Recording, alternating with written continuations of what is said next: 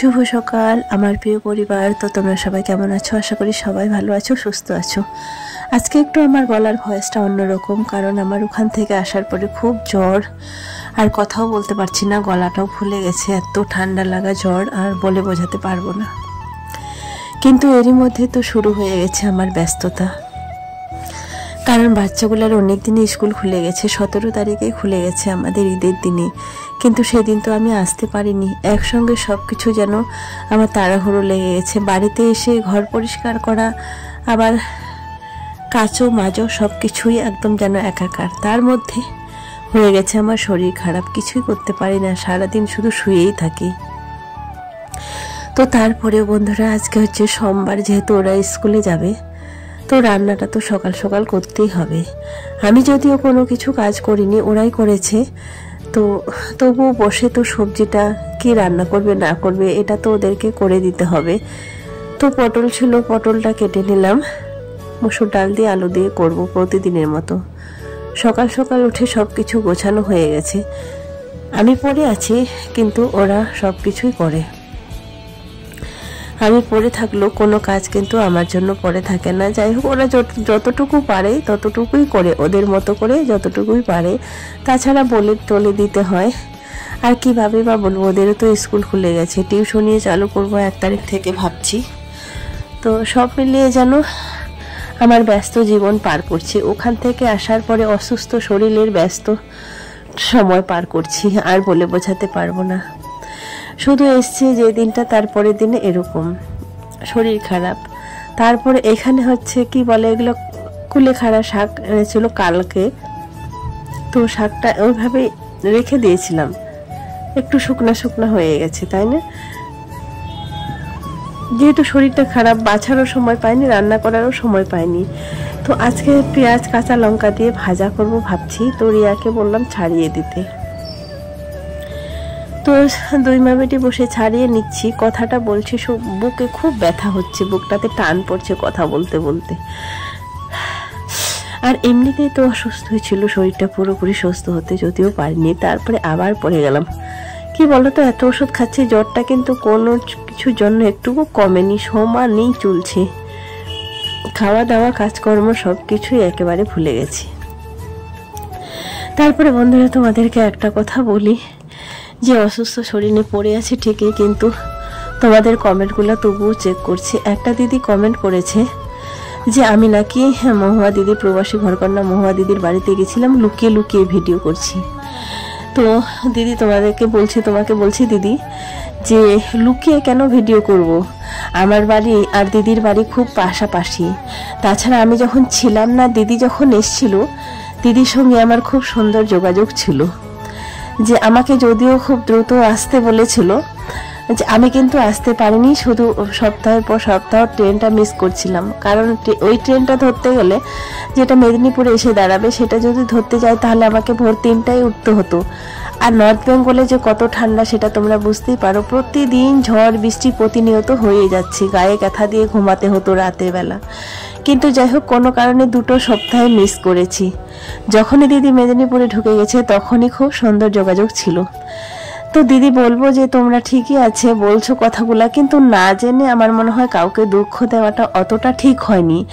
আর বলবো যে দিদির জায়গায় মনে হচ্ছে, আমার দিদির জায়গায় যদি তোমরা যারা এই ধরনের মন মানসিকতা নিয়ে কমেন্ট করো, দিদির জায়গায় যদি তোমরা থাকতে, সত্যি তোমরা বুঝি এরকম মানুষদেরকে মানুষ মনে করতে না। আর একটা কথা বলবো, যারা ভিডিওটা দেখোনি তারা এখনো বলবো যে তোমরা ভিডিওটা একটু দেখে আসো, দিদির কথাগুলো কি ছিল, আমার চ্যানেলে এসে যে কথাগুলো বলেছিল, আরও কি বলেছিল। তো আমি প্রথমে যখন যাই না, তো সেই ভিডিওটা করা হয়নি। লুকিয়ে কেন ভিডিও করব? লুকিয়ে ওইখানে ক্যামেরাটা ছিল, আমার ছোট মেয়েটা করছিল, ও তো খুব সুন্দরভাবে ক্যামেরা ধরতেও পারে না, করতেও পারে না। তো দিদি যখন নেমে এসে আমাকে যখন জড়িয়ে ধরেছিল না, সেই দৃশ্যটা যদি তোমরা দেখতে না, তাহলে হয়তো কি বলবো, আর সেইটা ক্যামেরা বন্দি করা হয়নি। ওই দৃশ্যটা যদি তোমরা দেখতে, তাহলে তোমরা যে কি করতে আমি সেটা বুঝতে পারিনি। দিদির মধ্যে কোনো অহংকার নেই, কোনো গর্ব নেই, কোনো ভাব নেই, কোনো অ্যাটিটিউড নেই। দিদি একজন মানুষ, কি বলবো, মানুষের মতোই মানুষ একজন। দিদি কখনোই ওরকম তোমাদের মতো তোমরা যেটা একটা কমেন্ট করো না, অতটা অহংকার দিদির মাঝে নেই গো, তোমরা যে বলছো। আর চুরি কেন করব, তোমাদেরকে মনে হয় বলেছিলাম কি জানি না। দিদির বাড়ি আমার বাড়ি খুব কাছে, একই মার্কেটে মার্কেট করতে যাই, একই জায়গায় ঘুরতে যাই, একই জায়গায় সব কিছুই একই জায়গায় হয়। দিদি জবে থেকে এসছে, সবার প্রথমে এসেছিল ব্যাঙ্গালোর থেকে শ্বশুর বাড়ি হালিশহর, তারপরে মেদিনীপুরে। আমি প্রতিনিয়ত খবর আমি পাচ্ছিলাম, আর আমাকে বলছিল যে তাড়াতাড়ি তুমি চলে আসো। আমাকে শুধু দিদি না, অনেকেই বলতো যে তাড়াতাড়ি চলে আসো, দিদির সঙ্গে দেখা করতে হবে, দিদি না হলে চলে যাবে। আমাকে দিদির বাড়ির পাশের বাড়ি বলো, কাছের বাড়ি বলো, সবাই অনেকেই আমাকে ফোন করে বলছিল যে তুমি তাড়াতাড়ি চলে আসো, দিদি না হলে চলে যাবে। তো আমরা শুধু ভিডিও করিনি। ভিডিও কেন করছো বলো, দিদি পারমিশন দিয়েছিল, দিদি বলেছিল যে আমি যদি তোমার চ্যানেলে যদি কথাগুলা যদি না বলি তাহলে তারা কিভাবে বলবে। তোমাদের কাছে রিকোয়েস্ট করছিল দিদি একটু আস্তে কথা বলে। তো দিদির কথাগুলো কি ছিল, যারা দেখোনি তারা প্লিজ আরেকবার তোমার দেখে আসো।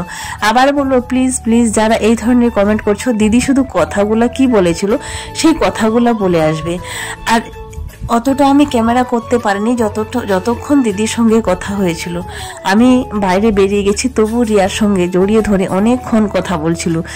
রিয়াকে অনেক কিছুই পরামর্শ দিয়েছিল, মা তুমি এটা করো, ওটা করো। তো তারপরেও বলবো, আমার জায়গায় যদি তোমরা থাকতে, যারা ওই রকম ধরনের কমেন্ট করো, আমার জায়গায় যদি তোমরা থাকতে না, তো আমি যেটা করি আমার থেকে তোমরা হয়তো আরো অনেক কিছু কাজ করতে, অনেক নিচে নামতে।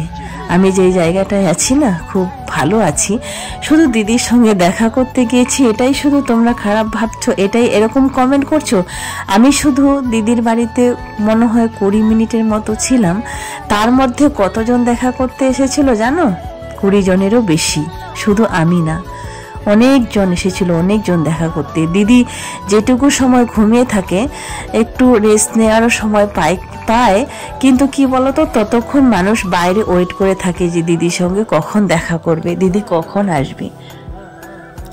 আমি জানি যারা তোমরা এই ধরনের কমেন্টগুলো করেছো, তারা যদি আশা করি আজকে ভিডিওটা দেখো, তো তাদের উদ্দেশ্যে বলছি, সবাই এরকম বলেনি, সবাই বলেছে হ্যাঁ আরও কমেন্টগুলো দেখবে, এই দিনটার জন্য অপেক্ষা করছিলাম। আরও অনেকেই বলেছে হ্যাঁ দিদি খুব ভালো কাজ করেছো। আরও একজন বলেছে হ্যাঁ দিদি আসলে তুমি নিজেই ভালো, তাই তোমার সঙ্গে সবাই ভালো ব্যবহার করে। আর একজন বলেছে তুমি কি হুটহাট করে লোকের বাড়িতে চলে যাও? না, আজকে তোমাদের এই কমেন্টগুলা আশা করি কমেন্টের রিপ্লাইগুলো ভিডিওর মাধ্যমে দিয়ে দিলাম, আশা করি তোমরা দেখতে পারবে। কারো বাড়িতে আমি হুটহাট করে কি জন্য যাব, কেন যাব, আমি সেটাই বুঝতে পারছি না। তো আরও বলেছ যে যাই হোক, প্রিয়ার বাড়িতেও গিয়েছিলাম, প্রিয়ার বাড়িতে আমি মেল করে গেছিলাম, মেলের রিপ্লাইও দিয়েছিল। তো তোমাদের কাছে রিকোয়েস্ট করব আজকে তোমরা পুরো ভিডিওটা দেখো এই কথাগুলো শোনার জন্য। আর দিদি কি বলেছিল আমার চ্যানেলে এসে, সেগুলো একটু তুমি দেখে যাবে। তারপরেও বলেছিল দিদির ভিডিওগুলো যারা দেখো ফলো করতে থাকো, তো প্রত্যেকটা ভিডিও দেখবে আশা করি। তো চলো, বলতে অনেক কথাই বলে দিলাম। বাচ্চাগুলো এখন যাচ্ছে স্কুলে। তো আজকে প্রথম স্কুল যাচ্ছে ছুটির পরে, এই গরমের ছুটিতে স্কুল খুলেছে, আজকে প্রথম ফার্স্ট যাচ্ছে। তবু আমি কিন্তু অসুস্থ অবস্থায় শুয়ে পড়ে আছি ঘরে। কোনো রকমের ভাতটার তরকারিটা সকালে করলাম, তারপরে খাইয়ে দাইয়ে পাঠাচ্ছি। এখন আবার আস্তে আস্তে 4:30 5টা বেজে যাবে। তো সাইকেলটা মুছে রেখেছিল আগে থেকেই, তারপরে হ্যাঁ জানি না কি খারাপ হয়েছে, সাইকেলটা কিন্তু আগের দিনে ঠিক করে আনা হয়েছিল। তো এই রোদে যদিও বেরোতে চাইনি, এখানকার তাপমাত্রা আসলে তোমরা জানো কতটা, কিন্তু নর্থ বেঙ্গলে এতটা ছিল না। এই রোদটা আবার ওদের কাছে এখন মানাতে হবে, এই গরমটা, কারণ যেহেতু 1 মাসেরও বেশি ছিল ওইখানে। ওই ওয়েদার আর এই ওয়েদার কিন্তু দুটাই একসঙ্গে হবে, শ্যুট করে যাবে, তবে আবার ভালো হবে। না হলে কিন্তু এসে আবার বলবে, রোদটা দেখে তো যেতেই চাচ্ছিল না, বলছিল যে এই রোদে যাব না। তো যাই হোক, যেতে কিন্তু হবেই, তো কয়েকদিন জেলে অবশ্য মানিয়ে নেবে। তো চলো বন্ধুরা, আজকের মতো শেষ করছি, সবাই ভালো থেকো।